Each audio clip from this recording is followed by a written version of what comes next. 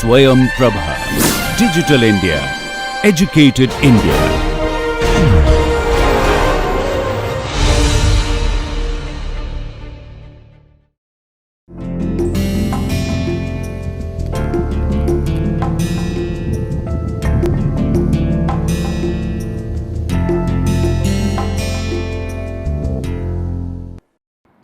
Namaste.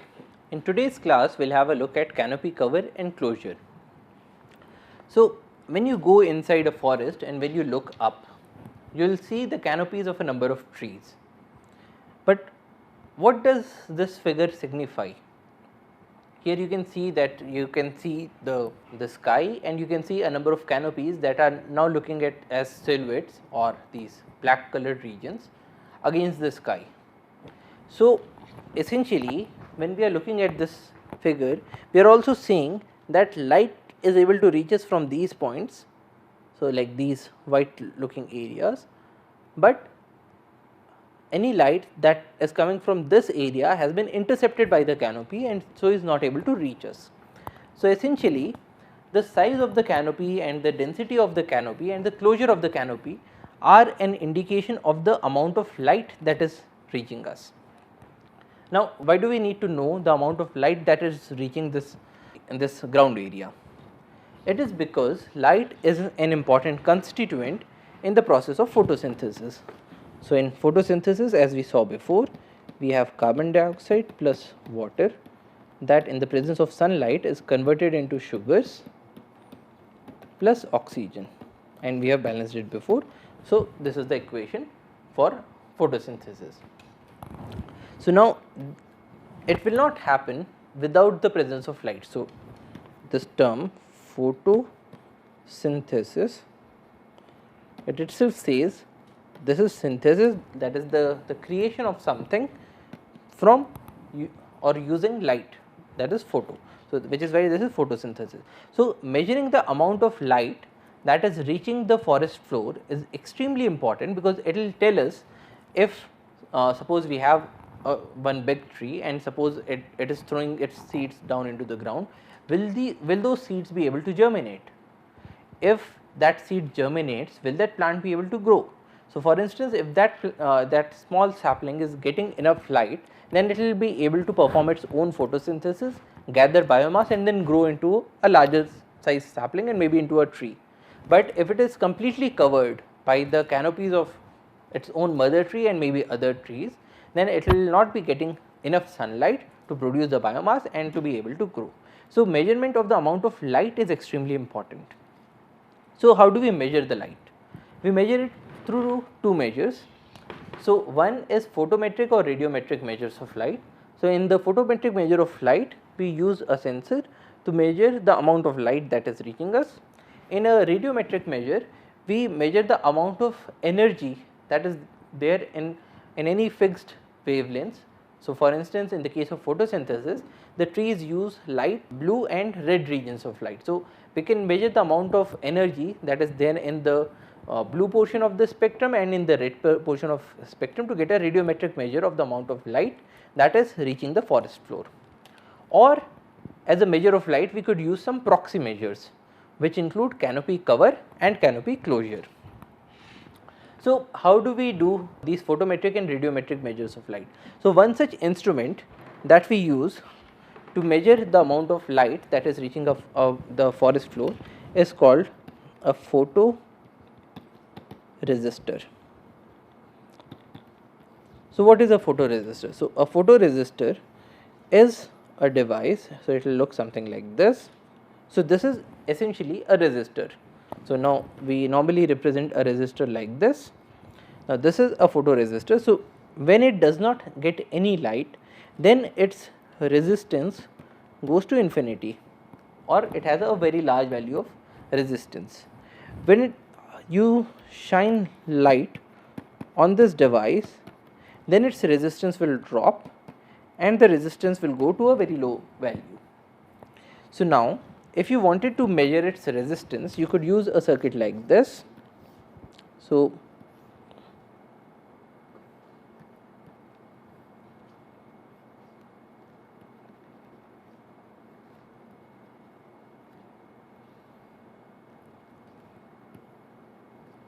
So, suppose this is your photoresistor and this is your normal resistance. So, we call it R1 and R2.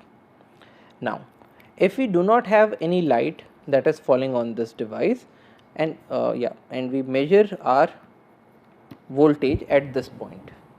So, this is measured and suppose we have put a 5-volt battery here. So, now suppose consider two conditions. So, when we have R1 going to infinity, so when we do not have any light that is shining on this device, so in that case your total resistance, because both these resistors are in series, so R is R1 plus R2, which will go towards infinity. So, now if you have an infinite value of resistance here, what will be the voltage at this point? The voltage at this point, so the amount of current that goes through is given by current is equal to voltage by resistance is 5 volt by infinity is approximately equal to 0. Now, this value of R1 is very large as compared to the value of R2 in this case. So, we can even consider R1 to be say a very large figure, say 10 to the power 6, and R2 to be approximately equal to 1, to take an example. So, what will be the voltage of the value of voltage at this point? At this point it is 0, at this point it is 5 volts, because we are considering our wires to be having no resistance. The voltage at this point will be given by the current into R2.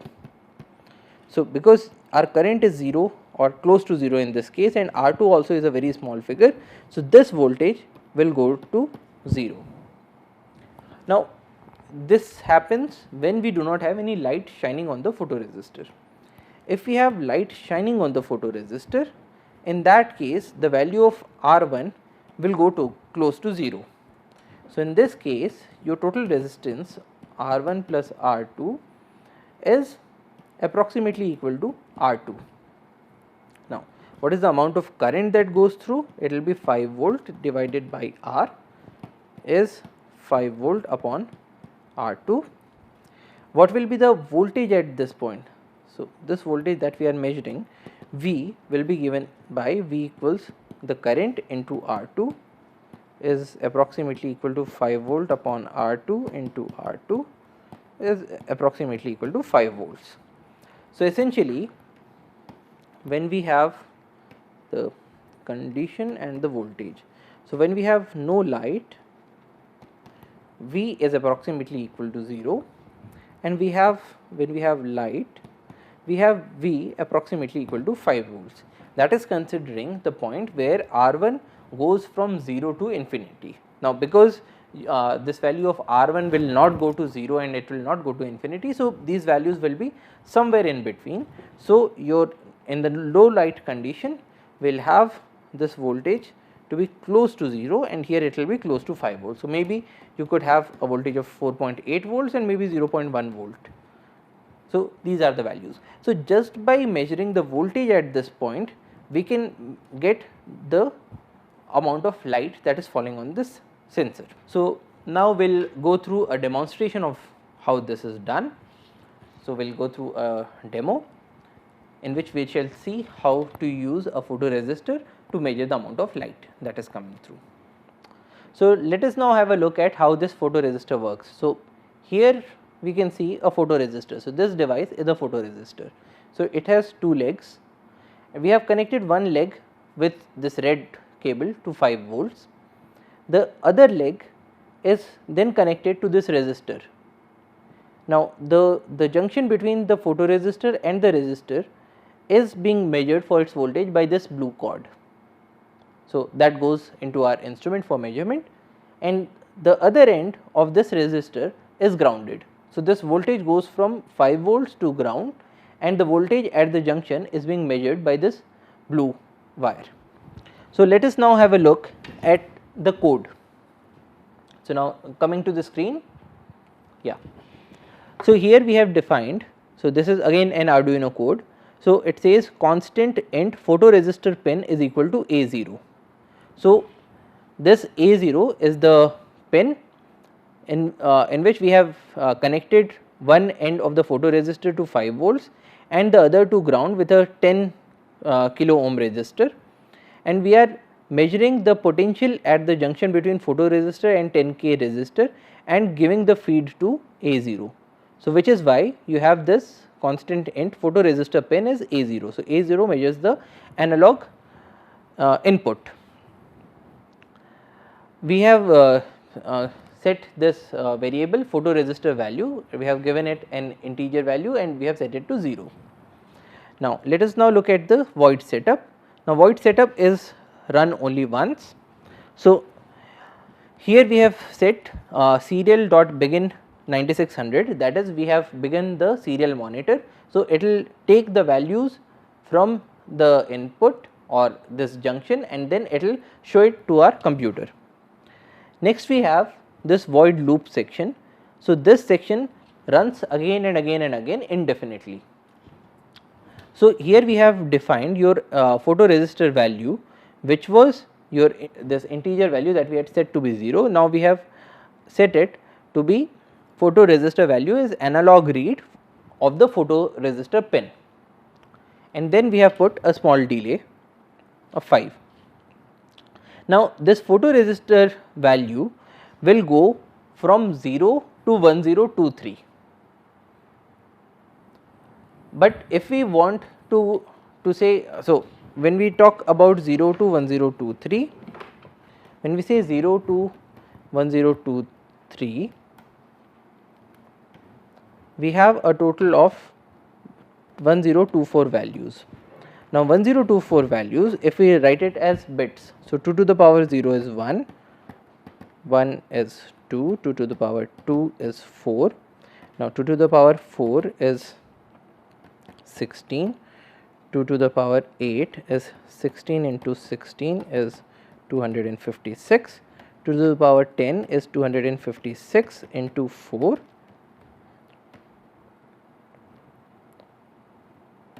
or 1024. So, this is measuring a 10 bit value from 0 to 1023. Next, what we are doing is we want a value between 0 and 255. So, we are dividing it by 4. So, this is an arbitrary value. So, in our code we asked it to measure between 0 to 255. Say suppose you wanted it to measure from 0 to 100.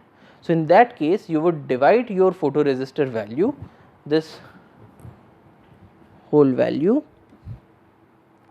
you would divide it by 1024 and then multiply it by 100. So, in this case we wanted it to be between 0 and 255. Next we say serial dot print. So, we are asking it to print it to the monitor, the raw photoresistor pin value is, and then we are asking it to print the photoresistor value. So, let us now run this code and now look at the values that are being shown.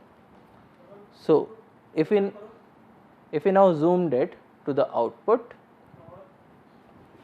so now it is showing the value to be 232. So, remember that our scale is from 0 to 255. So, now if we looked at the photoresistor,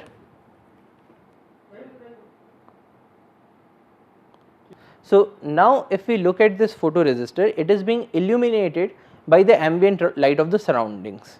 So, now coming back to the values that are being shown there, in these ambient conditions this value is 232. So, now let us again look at the photoresistor and let us now cover it with our hands. So, now we will cover it like this. Now, if we look at the values now back at the screen, now the value is 81 or 80 or 82. So, the value has decreased. Now, if I remove my hands again, it will again go back to its normal value. So, by covering it and by removing it, we can change the values that are there. So, it is essentially measuring the amount of light that is getting to the device. So, we can use a photoresistor to measure the ambient lighting conditions. Now, a photoresistor is not the best device to measure the amount of lighting that comes to the forest floor, but this could be used as one of the devices, or maybe a variant of this device could be used to measure the amount of lighting that comes to the forest floor. And remember that this lighting will determine the amount of growth that we can expect a seedling to undergo, because more amount of lighting will result in more amount of photosynthesis, will result in more amount of biomass that this tree can use to grow in height on in its girth. So, by measuring the amount of light that we are getting, we can use this value as one of our management intervention conditions to regulate what is the best amount of thinning or maybe the best amount of other silvicultural management operations that we need in the stand for the best amount of growth. Now that we have seen a demonstration of how this photoresistor works, let us continue our discussion and consider canopy cover and canopy closure as two values. So, as you can see on your screens, canopy cover is a measure in which we are taking the projections of all the canopies, and then these projections are taken on the ground, and we are seeing the proportion of the ground area that is not covered by these projections of the canopies, or when the sun is directly overhead, what will be the amount of the ground area that will be illuminated. It gives us the canopy cover. So, to show it on a diagram, so suppose we have two trees like this, and when the sun is directly overhead and we consider all the light rays to be parallel. So, a light ray from here will go to the ground, a light ray here will go to the ground, but a light ray that is coming on these sides will be blocked. So, the canopy cover will be given by the area that is blocked, that is this portion that is blocked by the first tree and this portion that is blocked by the second tree. So, let us call it A1, A2 and let us call it AL, the portion that receives the light. So, the total area is given by A1 plus AL plus A2. The area that does not receive any light, or the area in the darkness, is given by A1 plus A2, and our canopy cover will be area in darkness divided by the total area, that is A1 plus A2 upon A1 plus A2 plus AL. Or to show it in other terms, suppose this is our sample area and suppose these are the canopies. So, when we are looking from the top, these canopies are appearing as these sections. So, now the canopy cover will be the area of these canopies or the projected areas of these canopies on the ground divided by the total area of the sample multiplied by 100. So, that will give us the canopy cover in percentage. On the other hand, canopy closure is taken from a point on the ground. So, to take the previous example, when we look at canopy closure, we are standing here and we are then trying to see how much of the area is appearing to be covered by canopies from this point. So, for instance, here we will be able to see the light. If we go from here, we will be able to see the light, but if we look in this direction, we will be intercepted by the canopies. So, this is what we had seen in the very first figure when we were looking down towards the sky. So, now canopy closure will be considering this section, this portion that is covered by the canopies. So, we are considering a solid section. So, this portion that is covered by the canopies, this portion is able to see the light, or this is able to see the sky. So, let us call it A1, A2 and A3. So, in the case of closure will be given by A1 plus A3 divided by A1 plus A2 plus A3, maybe in percentage terms. So, that gives us the canopy closure. Now, if we look at the slides now, canopy closure will depend on the heights of the trees, but canopy cover does not depend on the heights of the trees. Why is that so? Because suppose we considered these two trees.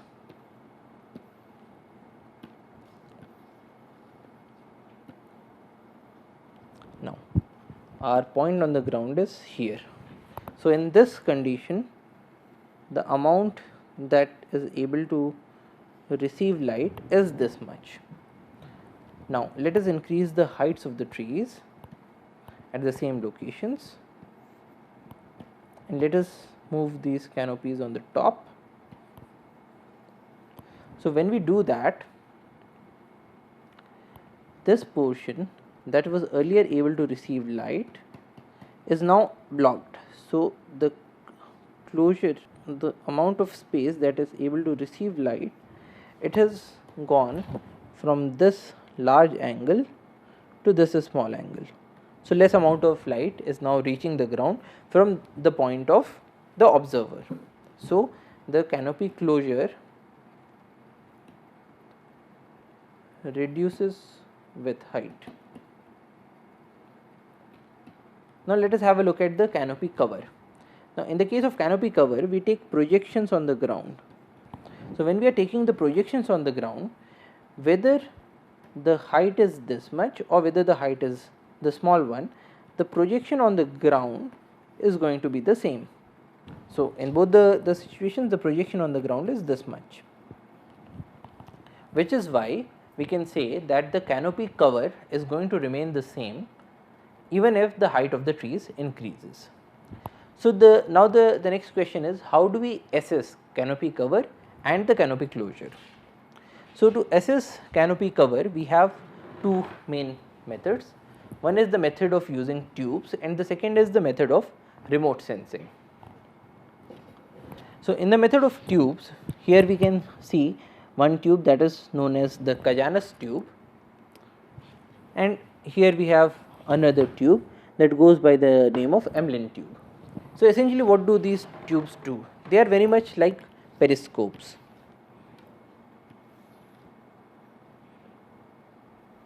So, you can take a view from here. So, here you can take a view, and here you have a mirror at say 45 degrees. So, this is 45 degrees. So, any light that is coming from the top will get reflected and go into our eyes. So, this is the simple principle of a periscope. So, what will you do with this tube? If this is your forest area, you will suppose take these sample points, then you will go to the sample points and then you will use your tube to see what lies on the top. So, for instance, if at this position 1, you are able to see light. In this position you have a darkness, then maybe a darkness, then maybe a light. Similarly, here you have darkness, then light, darkness, light, and so on. So, now when we want to figure out the canopy cover, we will figure out the proportion of darkness divided by the total number of spots, and that will give us an estimate of the canopy cover. The second way in which we can measure the canopy cover is by using remote sensing. So, for instance, if you look at your screens, now this is an image from Google Earth which is showing us how the forest is going to look from the top. So, here we can see a number of canopies. So, for instance, this is one tree and this is its canopy. So, now these areas, the greenish areas that are reflecting the light are the canopies, and these dark areas are where the light was able to get into the towards the soil, because we do not have any canopy here, like this is one such big area.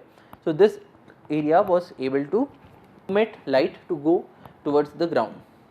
So, now the proportion of the area that is covered by the canopies, because here we are looking at a top view. So, this is the same as the projection that we will get if we projected all the canopies to the ground.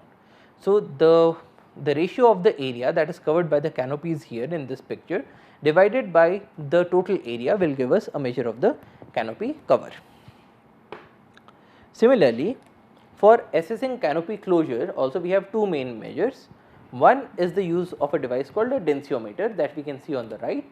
So, it is a very small device that you can hold in your hands, and when you open the cover, at this point you have a hemispherical mirror, and this mirror is divided into a number of sections, and so from one point you can observe how many of these sections are covered by tree canopies and how many of these are receiving light. So, essentially if we looked at a densiometer, so if we place it near the ground, so looking at the tablet now, so now this densiometer is placed at the ground level and it is divided into a number of sections. Now, when you have placed it at the ground and suppose you have canopies here,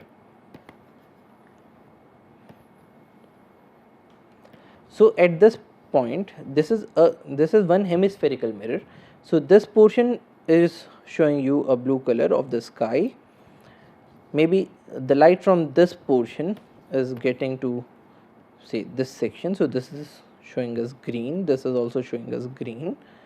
So, the number of grids or the grid points that are showing us the canopy divided by the total number of grids that are there in the densiometer will give us a measure of the canopy closure, because here when we are putting it close to the ground we are just observing all the different portions from the same device. So, this is an estimate of the canopy closure. So, if we looked at the procedure, so now looking at the slides now, so we take measurements along several transects. Now, what do we mean by a transect? So, suppose this is your forest area and you need to take an average reading for the canopy closure. So, you will define a few lines. So, these could be there in a regular fashion or you could draw these randomly, and you would say that say at every 200 meters you are going to take a reading. So, when you move across this line transect 1, you took a reading here, here, here, here, here, here, here, here and here. Similarly, when you move across transect 2, you will also be taking a number of readings at every fixed distance. So, suppose it is 200 meters. So, on transect 1 you took at every 200 meters, in transect 2 you also took it at every 200 meters, in transect 3 also you took your readings at every 200 meters. So, this gives you a sample of the readings and then you take an average reading from all these samples. So, now coming back to the slides, we take measurements along several transects. Hold your densiometer at a distance away from your body so that your forehead is visible in the mirror, but not within the grid area. So, essentially we do not want to block the view of the grid area by our body. Use the bubble in the lower right corner of the instrument as a guide and to hold the densiometer level. So, your densiometer has to be kept parallel to the ground surface. Next, the spherical densiometer consists of 24 quarter-inch squares engraved onto a concave mirror. Each square of the grid must be subdivided mentally into 4 smaller squares and represented by an imaginary dot in the center of each of the small squares. A total of 96 dots can be counted within the grid. Densiometer readings can range from 0, that is no canopy cover, to 96, that is maximum canopy cover. So, what we are seeing here is that we have a number of squares that are there. So, you can count the number of squares 1, 2, 3, 4, 5, 6, 7, 8, 9, 10, 11, 12 and then 12 symmetrically down. So, we have total of 24 squares. Now, each of the square is mentally divided into a cross. So, it divides it into 4 smaller squares and the center points of these squares are shown by these dots. So, we have a total of 24 multiplied by 4, that is 96 dots. Now, consider this dot. So, this dot is seeing the sky. So, it is not counted, whereas if you consider say a dot here, this dot is covered with a canopy.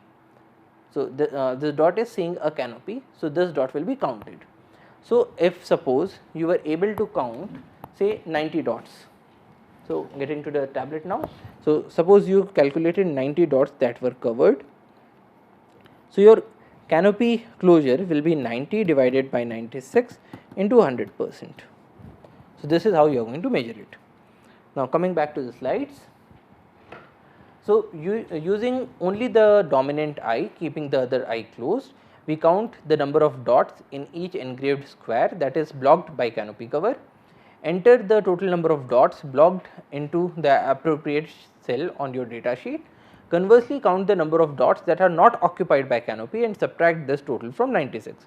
So, for instance, in case you were saying that maximum number of dots were covered with your canopy. So, in that case it might be easier to measure the or to count the number of dots that are not covered by the canopy, and because total number is 96, so we can subtract it from 96 to get the number of dots that are covered by the canopy. So, using this device we can measure the canopy closure. Another way in which we can measure the canopy closure is using hemispherical photography. So, this hemispherical photography uses a fish eye lens. So, using a fish eye lens you can get the image. So, for instance, if you are standing in a forest,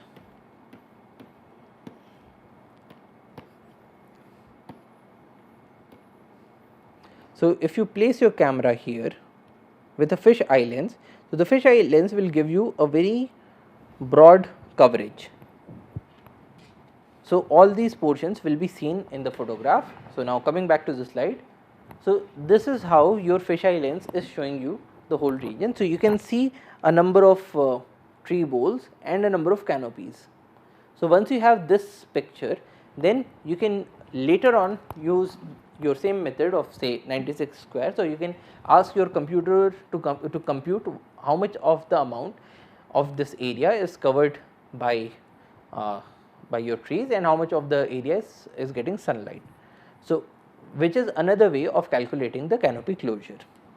So, today we talked about how your canopy affects the growth of the saplings or the new seedlings in the forest by determining the amount of light that is reaching the forest floor.